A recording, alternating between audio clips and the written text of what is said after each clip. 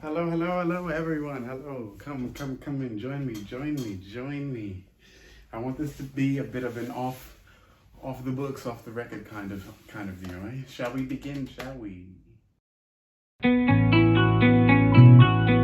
Stop the music. Stop the music. Like I said, this is gonna be off the record. Okay. I just wanted to pop all to that. I just feel like doing this one. I've been doing a few other mini projects, but I just wanted to cover this love is love idiom. You guys know how I'm a fan of idioms, right? So, love is love. I wanted to talk about this idiom.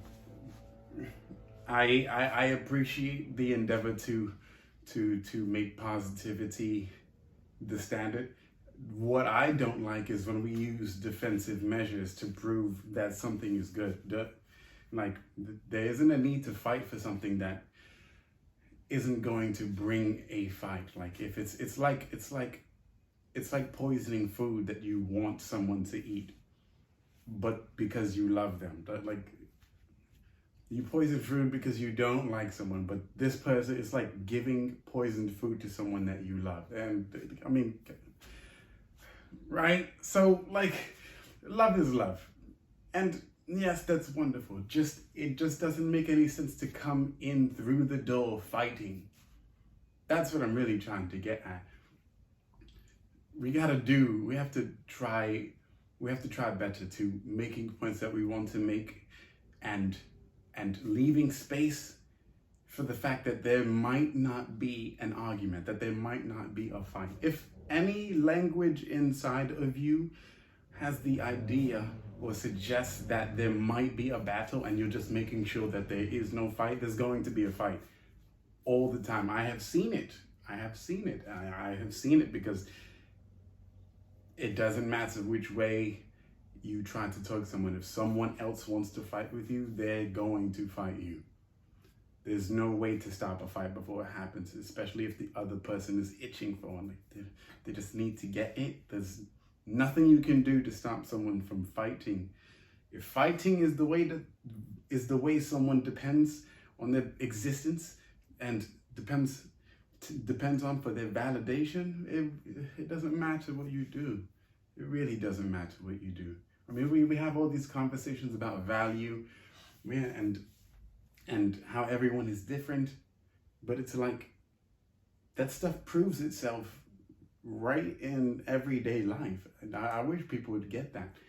Life is happening twice as fast as you realize, and maybe even 2.5, like, faster than you realize. So it's really up to you to just be aware of the fact that it's happening and then catch up with it whenever you feel like, because there is no obligation to live on life's terms outside of your own. You don't have to rush. You really don't. There is no rush. What's the rush, guys? What is the rush? Like, tell me. Either drop a comment in the down below. Like, tell me, what's the rush? What are you rushing for? What? Where are you trying to go? Who do you think you're going to tell that you moved fast enough to catch that thing once you finally catch up with it?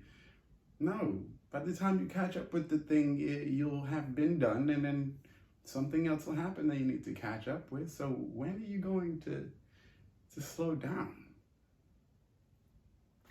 When are you going to appreciate the fact that you get to stop? And if you don't think you can stop, well, why don't you think you can stop? Not even for a second. I mean, we have time. Think about time. You can literally put a stopwatch to whatever you do at any given moment in time. You really don't have a single second or 10 seconds where you just relax for a moment? A moment is less than 10 seconds. Stop giving yourself excuses to do things you don't like just because other people seem to get away with things that you wish you can get away with. There's nothing to get away from. If you knew energy, you know that there is no escape. There's no escape, guys. There's no escape. You can call it God, you can call it karma, you can call it whatever you want. The basic factor here is that energy uses reflection to express itself. So you don't want to be like people who reflect anger and fighting and disrespect, because that's all you're going to bring back into your life. The real hard people are the ones who don't want to have to deal with that, because then you have to deal with healing the fact that you depended on it as a source for validation, and then teaching yourself what else could be validation outside of that. That's a problem, and you might need friends, help, communion, but that's an issue in itself. If that's not your issue, you don't want it. You don't want it. Trust me, there is no escape. So the only thing you really can do is to set up the blocks in a way that help you stand up each and every day. So that at the end of the sunrise, at the end of a sunset, you get to just smile, or at least rest easy. Rest easy, guys. If anything, this pandemic has taught us, it is to rest easy. There are things that are in other people's hands, and if they're not trying to be responsible for it, well, guess what? That leaves you space to be responsible for things that they are not handling. Rest easy.